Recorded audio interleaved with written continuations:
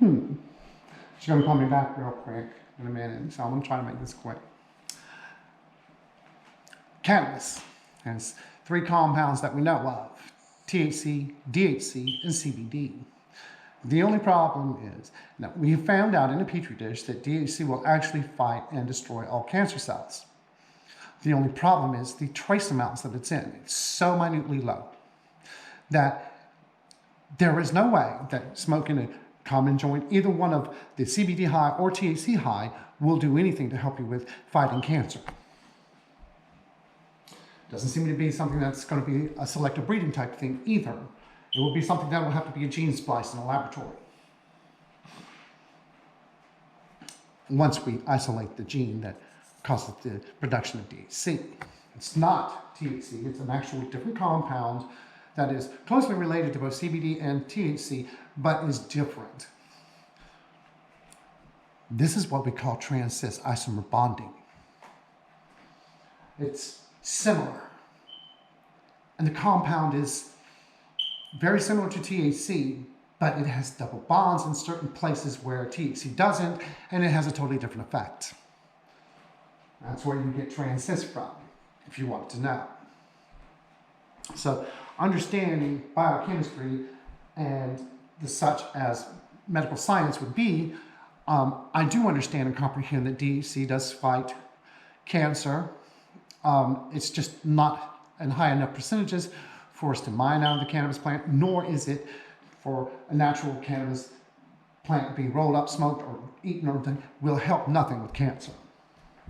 THC now can, of course, help people that are on cancer treatments with such things as lack of appetite and nausea. But that's about it.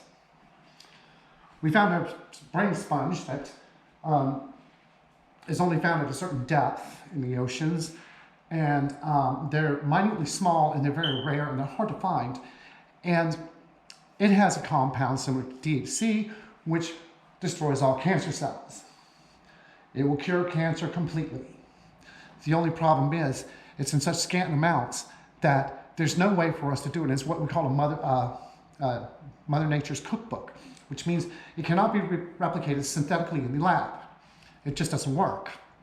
So it's something that has to be mined naturally out of the natural sponge that is very hard to find, very rare, and very minutely small. Therefore, there's no chance of that sponge ever curing cancer throughout the entire world.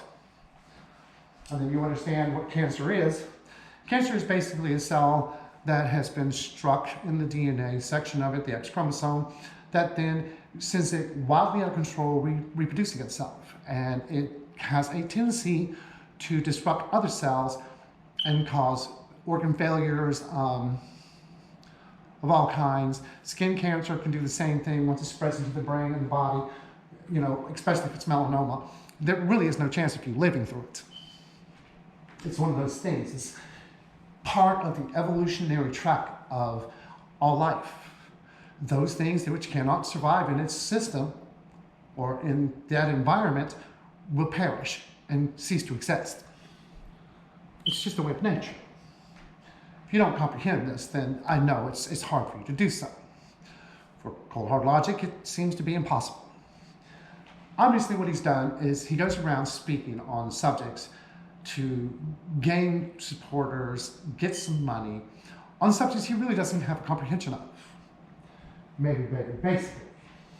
And he talks about there are people that can do mathematics in their heads, which reminds me of my college placement exam when I went in there and totally blew it away in less than 30 minutes. And the last question turned out to be the final exam question for Advanced Calculus 151. And it takes 3 hours to work it out. And I did all the questions in less than 30 minutes. And they actually sent it to a lab to test to see if they had any pressure marks or erasure marks, and there were none. By the time I was 9 years old, I was already studying cosmology. And at 10 years old, I got a 2-week stint at a 200-inch telescope, which was one of the 5 largest telescopes in the world at that time in '73. We were just starting to map the universe at that time, and we probably had about 20% of it done. Now we've got it pretty much all mapped out. There's still things we don't know, but we are learning more and more every day. That's why the peer review process is done. It's not done to keep the integrity of science, well it is, but it's also to check the accuracy of the study and tests that were done to prove that they are correct. When they're proven correct, they become facts and they move to theory, which seems to confuse people on the word scientific theory, which is different than that lawyer's theory. A lawyer's theory is a lie.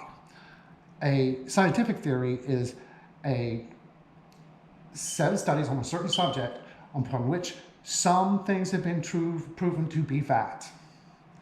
Now, it's kept as a theory because there's always room for improvement, because where one question is answered, there are 20 more that pop up. This is something that I constantly keep repeating to people, and they don't seem to listen very well. But when you talk to someone that is a scientist, and I have studied cannabis for over 20 years, I have studied cosmology for over 40 years, biology for over 40 years, chemistry for over 40 years. That's why I can go in and basically figure out the valence numbers for any compound needed to be made through the atomic numbers off the periodical chart. In high school, we had a PhD chemist from a federal plant that produced plutonium and heavy water and other things that were needed for the industry, for the making of nuclear weapons and other nuclear fuels. They put him in the high school where I was going at the time, when I was a teenager, and everybody was, what is he talking about? What is he talking about? They couldn't understand a word he was saying, but I could. It came to a head one day. It's my girl, Jessica. Yes, girl, it is pretty. So, what happened?